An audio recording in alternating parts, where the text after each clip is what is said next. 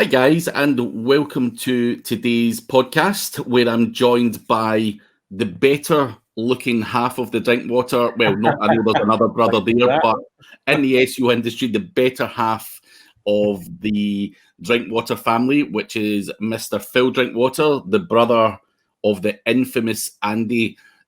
Andy's does sound right. Andy always goes under the bus. We have this love-hate relationship where we slam each other as often as we can. So it's perfect for you to come on and me to throw him under the bus at that. But you are your very own man, Phil, and we want to talk to you about what you do. Forget about Andy now. So Phil is a UX. Well, we're going to be talking about UX, but he's got a lot more to his his skill set.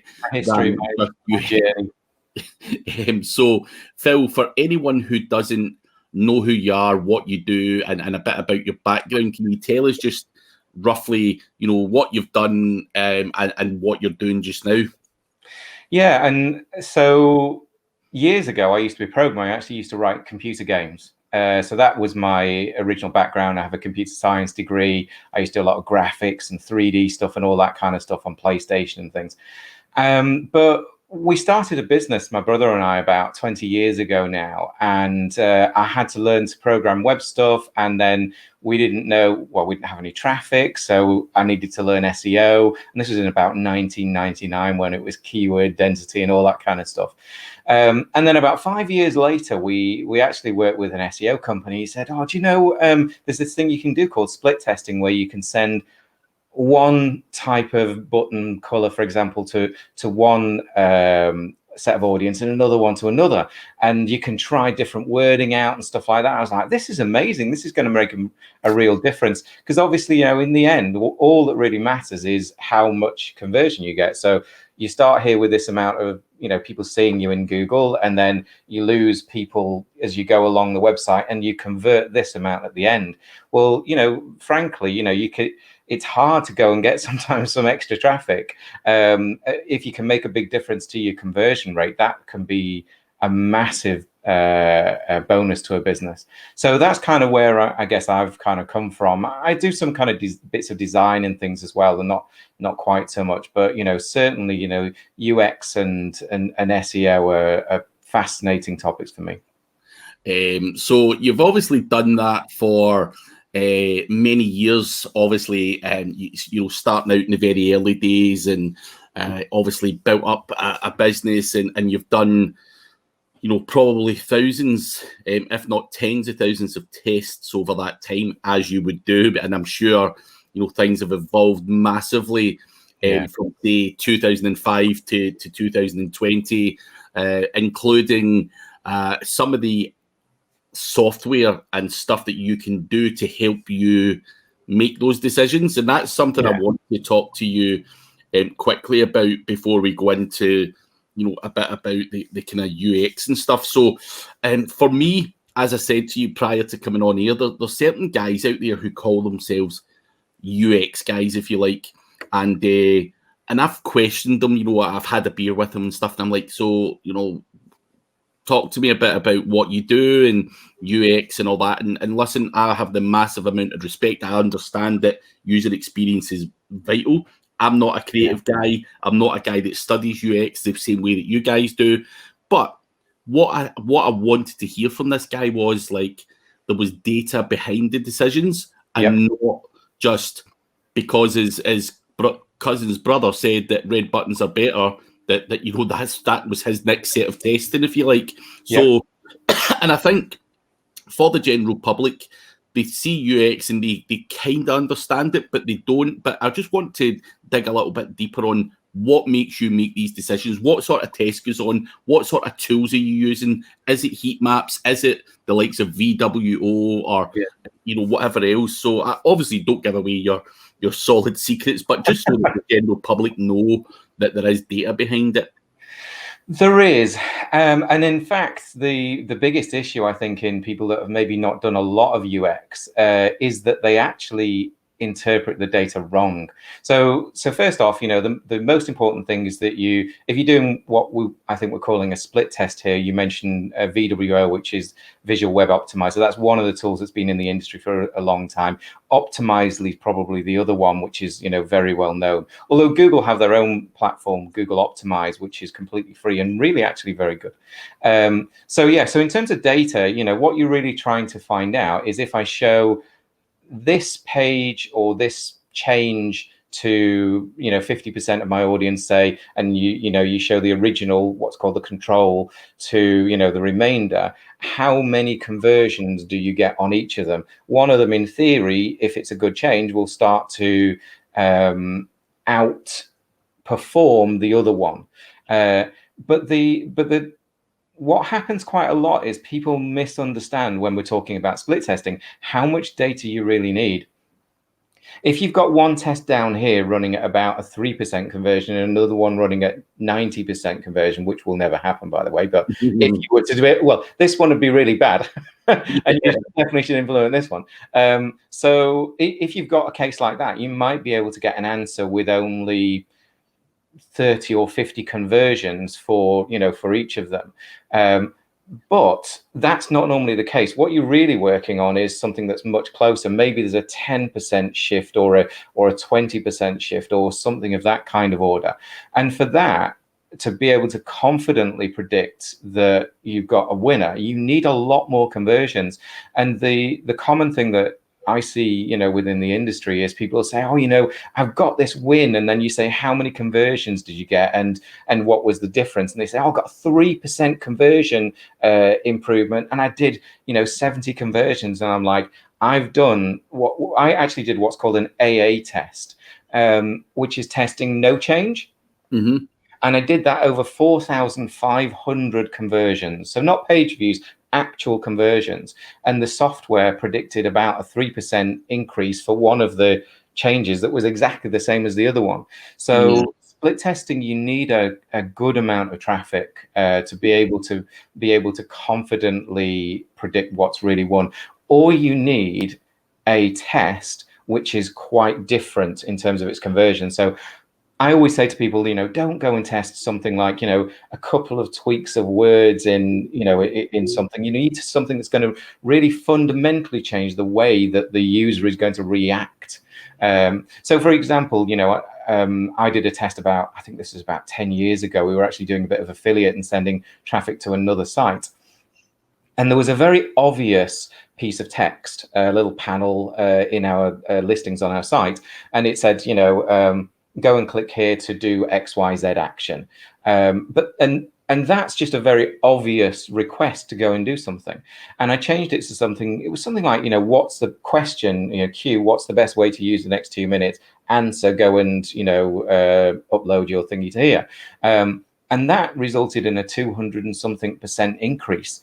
That was a really big win for us at the time. And I think it was that point that I realized that, UX is largely about psychology. It's about understanding how people's vision systems work, if nothing else, because the tiny, amount that we're actually able to see, the rest of the stuff out here is just, it's somewhat imagined by our minds. So you really need to understand how it is that people, interact with websites before you can even go and think, well, should I have a button that's red or should I have a button that's green?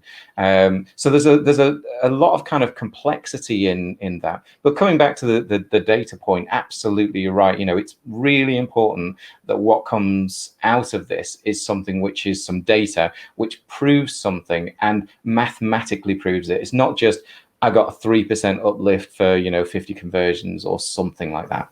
Yeah, because I would imagine, doing those kind of stupid little tests where you're saying you're just tweaking a few things, it could come down to luck. Just different people were buying, differently next week or whatever, and things like that, where people will go, and they start making loads of changes based on that decision, and it just doesn't work that well for the long term. But you're also talking about psychology and what people do when they're on the website. Is that where the kind of heat map kind of thing comes in? Is that something you also use in conjunction conjunction with the testing, I'm just curious to know that, that like Hotjar, is it something like Hotjar, or is there better tools than that out there now that do this stuff? Because I'm not being ignorant, by the way. I'm just not a UX guy. I just give that to someone else. But yeah, I'm aware of Hotjar and I'm aware of what all this stuff is. But is Hotjar the kind of thing that is still currently being used? Hotjar's great. There's no issues with Hotjar, and I particularly like the little kind of questions you can pop into the sort of side of your screen. A very simple question of, did you find what you were looking for today? No. What was it you were looking for? That can give you some amazing, data. Although again, you need quite a lot of traffic because only a small percentage of people actually fill them in. Heat maps can be really useful. I'm keen on a scroll map, so to understand how far down a page people actually do get. That tends to give you a bit of an indicator of, whether someone's engaged with the content or not. The way people view a website is, I always think they start off with, right, I'm on for maybe, I'm going to give this 10 seconds of my time. And they need to understand in 10 seconds, might this solve my problem? Whatever that happens to be today, might it solve my problem? And after they've worked out whether it might solve their problem, then they need to work out, will it solve my problem? And this is where you need very what I call skimmable content. So something that's very easy to look down and say, right, okay, I'm pretty sure there's a heading just here, which is now seems to suggest that's the area that I should be in. And scroll maps can be really good in allowing you to understand, how far people really do get down pages. And I think, business owners, we all care about our businesses, but obviously someone coming onto your website for the first time, they don't care at all. They have no emotional or any other investment in your business, nothing whatsoever. So I think they're looking for a very clear, specific answer. So a scroll map, or a heat map, trying to understand, where people maybe click can give you some kind of at least idea of what it is that people do. But I'm quite keen on, and Hotjar does this, visitor recording. So you can record, the actual mouse movements, exactly what you see people click on. People will, they'll follow things with their mouse when they're actually reading something. And you get a really good idea of what it is on the page that someone's particularly interested in. So I'd say visitor recording, it's more costly in terms of time, but it probably gives you a better overall answer than, say, something like a heat map or a scroll map.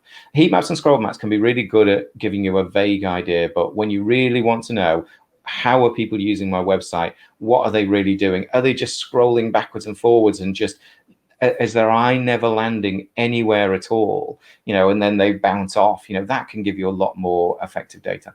Yeah. So let's say hypothetically, someone comes to you, hires you to do this stuff. They've just got a run-of-the-mill website. It's getting decent traffic, but of course they want you to fine-tune that. Yeah.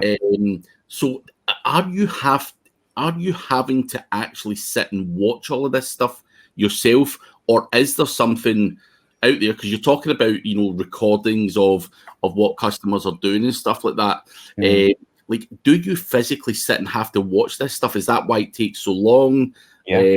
Or is there a quicker way of doing this? Because that seems hellish. It does, but the great thing is you can learn a lot from just watching 20 visitors. Even 6 visitors can tell you a lot about what's really going wrong on your website. If you think about it, how perfect do you want a page to be? If you want a page to be 99% perfect, you're going to have to get a lot of data. But to get to maybe 80%, you'll find that 6 people will all demonstrate the same overall behaviors on a website, or 10 or 12 or 20 or something like that.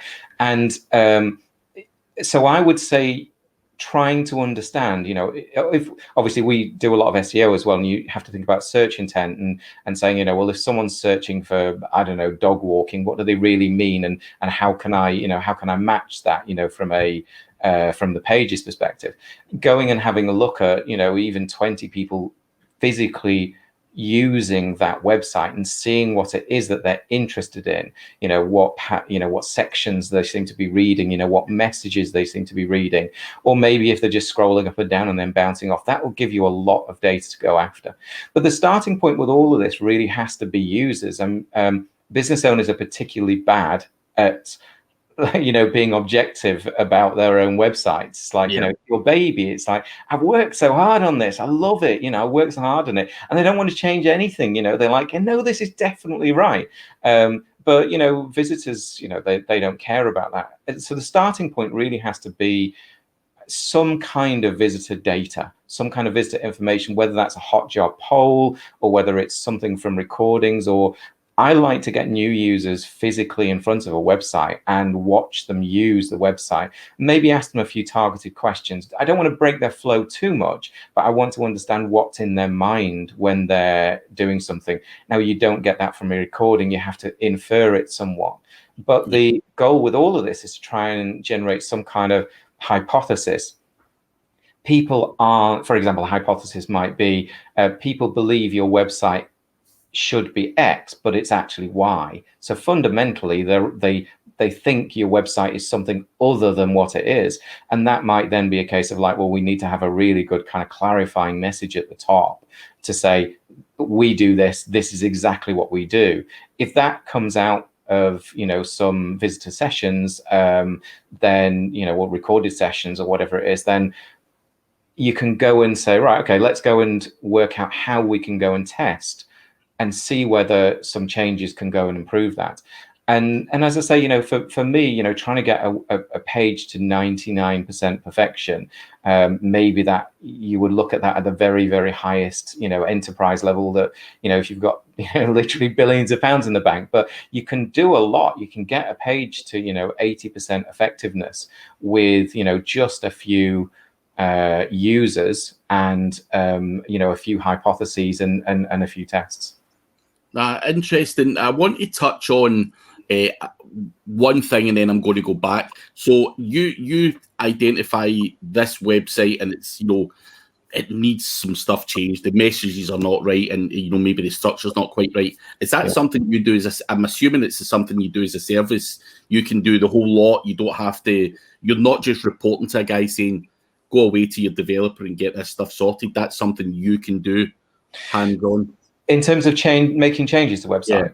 Yeah, I mean, so the tools will allow you to go and make small and large changes to websites. So at some point, you have to get a developer involved, but you can literally reskin an entire website with some JavaScript. So the likes of VWO and stuff will allow you to execute a piece of JavaScript when a certain set of users, say, split test of 2, you're doing an A/B, when they come onto the B, you can literally execute a piece of JavaScript and completely change the look of the site or the form of the site or anything you want to. So if we're talking smaller changes, just a bit of text or something like that, then that's relatively easy to do with, something like Google Optimize or, something, VWO or any of those other tools. But you can literally completely change a website. At some level, you have to get the developers involved. For example, you might need to say, well, if we're adding some data onto the page, then the page needs to be available to one test, but not available to the other. So it needs to be somewhat hidden in the HTML, and then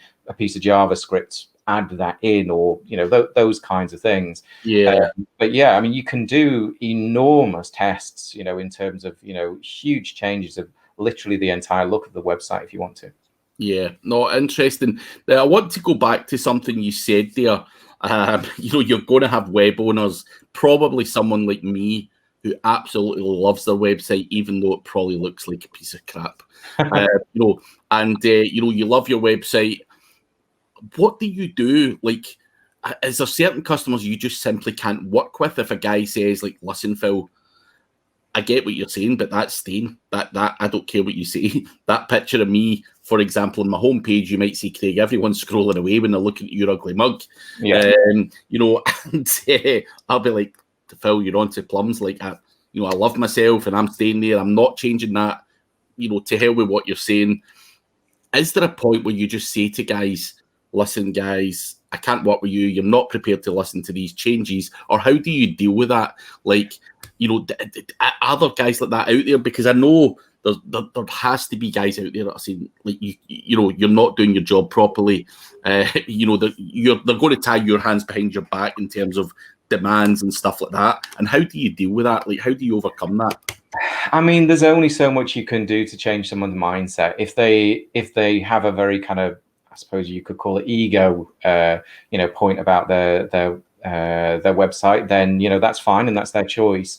As a person, as I say, I have a programming background, and I guess I take things from a very analytical point of view, and I'm only interested in the conversions at the end. So whether you're getting more conversions from SEO and more traffic, or an improved search intent, or larger amount of people taking particular actions on your website, my goal is to try and make someone more money. That's really what I'm there to do.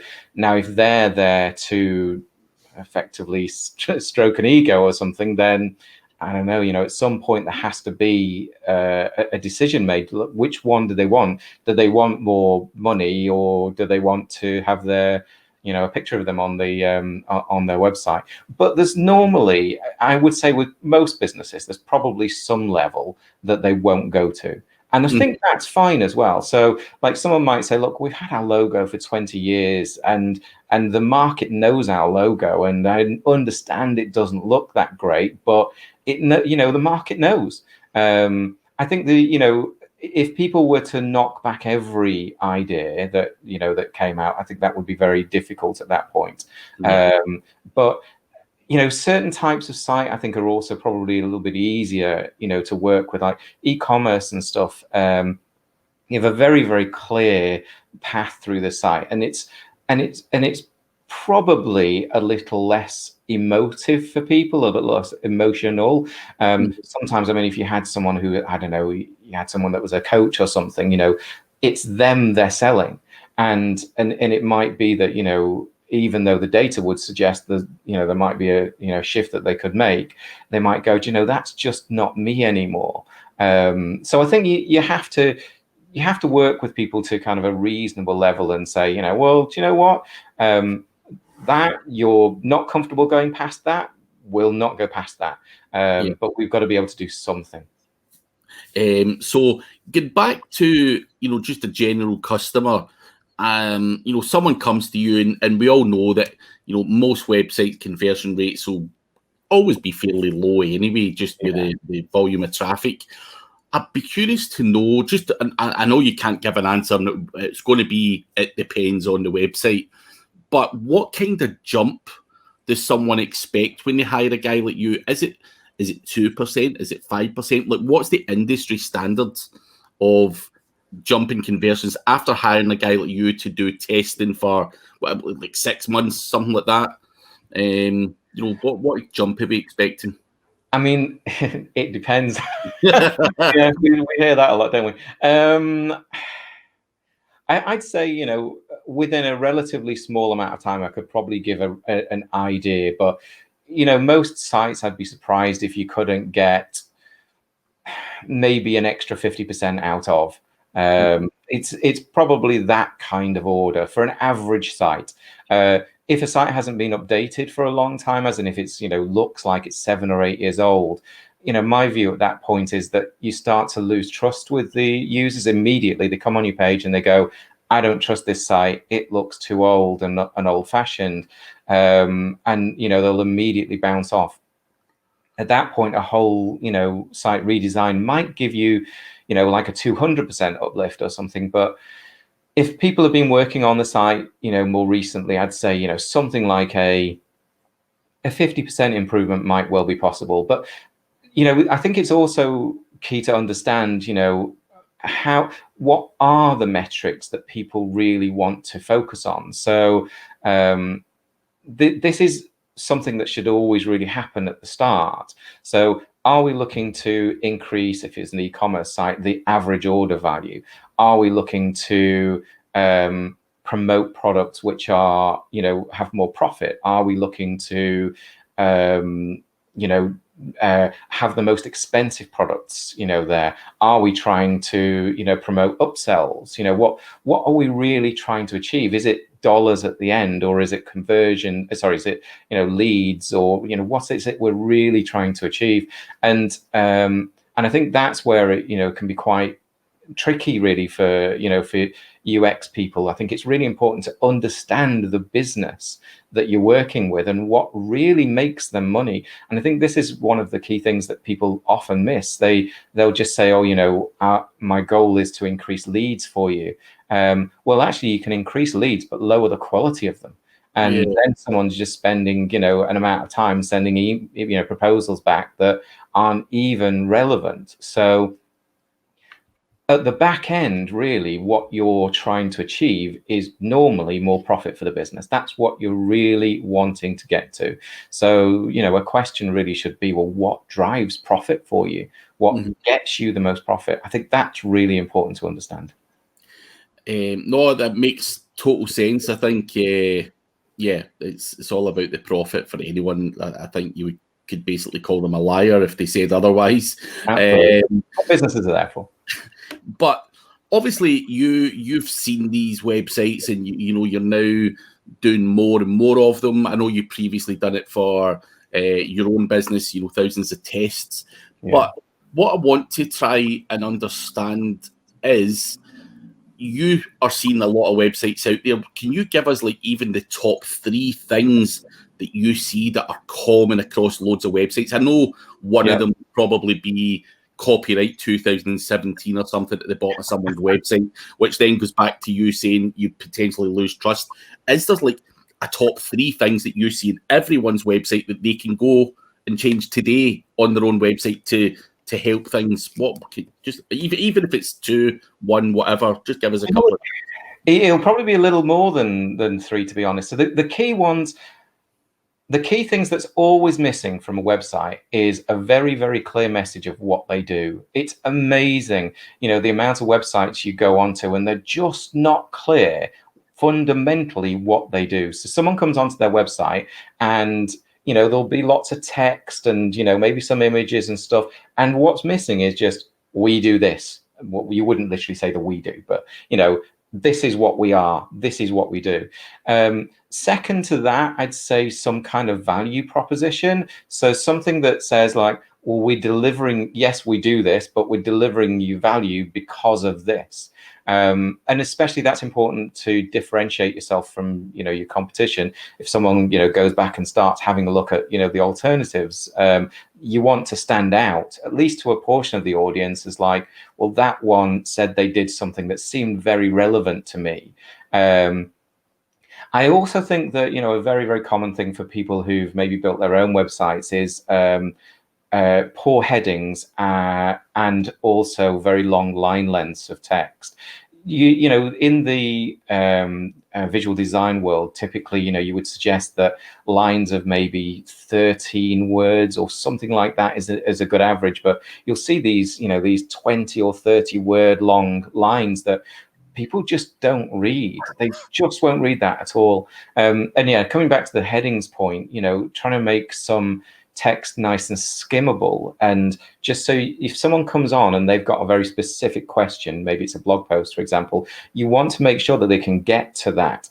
And something that's quite common with copywriters is using what I tend to call follow-on headings. So they'll have some text here, and then they'll say something like, but why, question mark, and then they'll follow it on, because they're assuming that everyone will read every word, and that's just not how people view websites at all. People view websites by spotting words or phrases that they think are relevant to their journey. So having a really good set of headlines, keeping your line lengths short, having a very, very clear message at the top of what that pages are all about, and, you know, some kind of value proposition, what you're going to deliver to them. So if it's a blog post, like a page lead, which, you know, might be a larger font or something like that, and some just, it's there to try and keep someone on that page. So there's some of the things I see very, very commonly. Interesting. So guys, some nice tips there that you can do before you go and hire a guy like Phil to come in and do all this stuff, you know, get the basics done right. And I think, as you say, a lot of it's common sense. Cut the crap out of your content, the waffle, if you like, and just, you know, people just want to the point stuff on there. So those are some excellent tips. Now, I just want to touch on one last area, and then we will wrap up. So obviously you've got your UX, you've got your content, your all of that stuff. Where does like pop-ups and stuff like that come into UX? I want to talk a bit about that because it's obviously a weakness I've got on my website. So I've got opt-in monster, and I'm getting a few things done to my website just now by my web guy. Better buttons and just cleaning up some general stuff. And then I'm going to come in with some nice pop-ups because obviously the goal for me is to generate email captures, build my email list and all that kind of stuff. And that's something I don't actually have on my website at the moment. I used to have it at the top right-hand sidebar. But these all come into user experience as well because I've always been scared to use pop-ups, Phil, and the reason being is I don't want to irritate people when they come on my website. And you're going to say, well, pop-ups are quite irritable. And that's why I want to touch on this with you. Like just an idea of what is good and what's not, and when should you implement a pop-up, because guys have got pop-ups that hit you, 5 seconds after you land on a website, you're like, fuck me, and sometimes it's hard to find that X to shut it down, and you're just like, away you go, and you leave the website. So, for me, it's all about email capture. I'm giving a lot of informational stuff in my blog, just different blog posts about different SEO things. Where and what kind of pop-ups are working really well at the moment? Because I've got the option of, it just pops up the middle of the screen. It can come in from the right-hand side. Throughout your testing, what would be the best thing for me to implement as such when it comes to pop-ups? It's a really good question, and I don't think there's a certain answer. It depends on the page, whether a user knows you even, whether they're coming back, and it depends. So it depends quite a lot on your particular traffic. I would say most definitely, you highlight the people, they come onto a website and immediately there's this kind of pop up, and it's like, I haven't even had a look at the page. I don't even know whether I'm interested in you as a business yet. So certainly, I would say don't show pop-ups immediately. So it might be, depending on your site, you might want to, on a blog post, if someone scrolled down 50% of the way, then they're probably kind of interested. Or you could use a timer, and you could say, look, if someone's been on that blog post for 3 minutes or something like that, it shows that they're interested in my content. The most important thing is just not to stop the initial period where someone starts to build some belief and trust and interest in your content. You need to get them past that, over that hurdle, and then you can start thinking about something like pop-ups. So it might be if someone looks on a second page, or, as I say, a timer or something. The problem is you're always trying to find a balance between, I want their email address and I don't want to create a massive bounce rate from my site. Most of the pop-ups that work at the moment, they tend to be quite large. They'll often take up, the entire page. You could consider a smaller pop-up, something which is, bottom right. I don't see that, very much, but that would be interesting to kind of try. But I think the pop-up industry is quite new, really. I don't think it's been around for long enough for people to, have tried a million different approaches and found out really quite what works. But I think the most important thing for me is just to make sure that you allow people that time to get used to your site and the content before you start asking them for something which is quite personal, really. Yeah. Your email address is quite a personal thing. They've got to build some trust. One thing you could do is maybe have, some trust signals on the website early days, at the top. I've got 10,000 subscribers and I send something out, every 3 weeks or whatever, then someone's not going to think they're getting bombarded with something, But then it comes down to, again, your users and who are they, and and what are their problems. You could even just go out and ask a few people. There are piece of software that you can run. Usertesting.com, I think, is one, if I remember rightly, off the top of my head, where you can get people to use your website, and you can give them, things that you want to understand from that.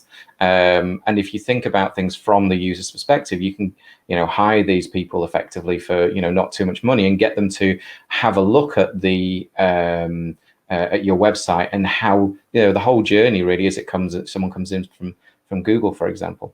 Yeah, no, it makes sense. As I say, it's always just been a case of not wanting to scare people away right away. I'm clever enough not to do that. It's just, where else do you go? But I guess it's just a case of testing different options, which I will do. So I appreciate the feedback on that. One last thing, actually, and I know I said that the last time, but I'm going to ask you to see if because obviously you've got a YouTube channel that's fairly new. Now, obviously, so many people watch my YouTube channel. I get hundreds of thousands of watches per month. I get, watch time. I get everything. One thing that people don't do is subscribe. That much, 90% of people don't subscribe. What is there anything like? Have you come across a website out there that forces people to subscribe, or subtly makes them subscribe on their website? Because that's something I'm thinking of implementing, maybe in my homepage or something on my website, is sending them to that YouTube subscribe button, like, check me out on YouTube, or here's I hope 300 plus free tutorials or whatever. Is that something you've ever seen work that effectively in your UX experience? I guess, again, you have to think of it from the user's point of view. What value are you delivering to someone? They have to know that it's worth their time. I like to think of people as having a certain amount of mental dollars to spend every day. So you might start the day with 500. You throughout the day you've got less and less available. So to the point where at the end of the day you're kind of knackered and you've got nothing left to give. So if you have something of value that someone's kind of going, right, okay, it is worth spending some of my mental dollars on that, then they will tend to take action. If you don't have something of that's really of value and meets some kind of need, or psychological need or desire in them, then you're probably not going to do much. And it goes back to this earlier example that I gave of one message was, just go and do this, and the other message was, what's the best way to use the next 2 minutes, answer, go and upload to here. It met someone's need, and the reason it met someone's need is it talked about 2 minutes. They wanted to everything to be as fast as possible. It wasn't for them on their particular journey. They were looking for something that was going to be quick, and that's why it worked. So I think understanding what it is, what do your users want or need. I don't know your user base, but presumably you have a lot of business owners and a lot of other SEOs and things. What do they really need? What will convince them that they have to take some action and use some of their virtual mental dollars? So it's purely based on very individual users and user types. It's impossible to generalize that kind of stuff. Yeah, I'm going to try. I'm going to have a play with it though, because for me, a lot of the users on my website are looking for more information, free tutorials and stuff. Out of the thousands of people that hit my website per day, I might get 5 people who actually are really interested in me and maybe potentially, using consulting with me or training or anything else. The rest of it is informationals. And as I say, I think it's just trying to build that YouTube thing up as you are going to be trying to do as well. Yeah. I've got virtually no one on mine at the moment. So, as many of yours want to come over would be great. Yeah, so no, guys. Before we do wrap up, Phil is on YouTube and will be delivering knowledge on his YouTube channel. And obviously, if you like what he said, the link to Phil's YouTube channel will be below. Go over, give him a like, a subscribe, and take his knowledge. You know, it's all free that goes out on YouTube. And of course, I'm pretty sure anyone watching will say, you know, you talk a lot of sense. There's a lot of, you know, common sense behind your approach to UX and obviously data and stuff like that. So I think people will be more interested in you know, hearing more from you. But if people can't be bothered going to YouTube and they're lazy, like, you know, a lot of us are on the internet, where else can we get a hold of you, Phil? So I'm quite active on Twitter. I'm Phil _Drinkwater on Twitter. On my website, phildrinkwater.com. So it's just as it sounds. I've said that a few times. Yeah, so those are probably the two platforms. I'm also on LinkedIn. I really must get around to doing more on LinkedIn over the next year. So if you're a LinkedIn, you know, user, feel free to connect as well. You know, you should find me fairly easily. Again, Phil Drinkwater. YouTube, by the way, you know, if people would like a free audit of their website, you know, they can get one of those. So get onto my YouTube channel, comment, you know, on one of the previous audits and give me the name of, you know, your particular website, and I'll take a look and I'll do you an audit video. Free audit, guys. Take advantage. You might regret saying that though, Phil. I might. And I do have a list. So if there's a lot of these, then, you know, it might be a year, but, you know, get in there and it'll happen. I've got one final little question for you. Obviously, you're part of the famous Drinkwater family. Why do you guys not work together? Would you kill each other? Like, I've just been curious. Like, I've not actually asked Andy this, but I was like, why has Andy never really said, like, I've got a brother Phil who does this? Now I know that you had some other type of business. He's not like he was disowning his brothers, but he never said like his brother knew SEO and stuff like that. And I was just curious, like, why do you guys not just team up and you know, dominate the world? I don't know, really. I don't know. I mean, you know, I guess we're at slightly different stages. You know, he's done really well the last, you know, 5 years, 10 years, whatever it is, with, you know, his business and stuff. And I'm, you know, I'm massively pleased for him on that. I think we probably have a mildly different approach to certain things. But, you know, that's not to say one's better than the other. I think they're just mildly different. Would we kill each other? That's a really good question. It's possible. It is possible. We get on massively well. Like, we do get on massively well, and we speak very, very regularly. But, you know, I don't know. You know, we probably have our own views, and I think when it comes to things like, you know, UX, for example, you know, I would say, you know, that's certainly an area that, you know, I want to focus, you know, more on over time. You know, SEO is great, and I love SEO to death. But, you know, I did a blog post recently on what I'm calling psychological search intent on my website. And, you know, so I definitely take things from you know, a user journey and psychological perspective a fair amount of the time these days. Yeah, no, I think you know, a lot of people would advise never work with one of your relatives or family, and I think there's probably a lot to be said for that. Sorry about that. That's my reminder for my next call. But no, I was just curious to know for that. But on that note, guys, all of Phil's links are below. Reach out to him, get the free site audit, follow him in, free UX audit. Follow him on YouTube, and yeah, good luck with the YouTube channel, Phil. Hope it all grows well, and thank you very much for coming on and sharing some tips. And thanks for having me. I really appreciate it.